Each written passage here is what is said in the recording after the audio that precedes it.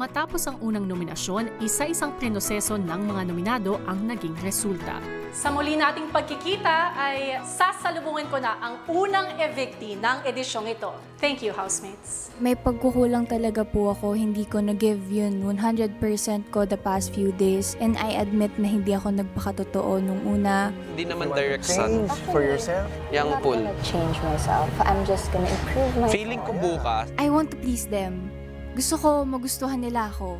Pero parang na-realize ko na parang ang plastiko naman. Natutunan ko na wag padalos-dalos. Kasi minsan, pag nagsalita ako, nakakalimutan ko na medyo taklas po. Gusto ko kasi maging fair. Lahat ng mga tao may good sides din naman. Hindi ka kausapin nata nila for the swimming pool ata. Pagsisisi towards sa pagpapakita ko ng sarili ko po sa iba, wala po. Feeling ko, alam nila na kaya ko, kaya ako yung napili nila.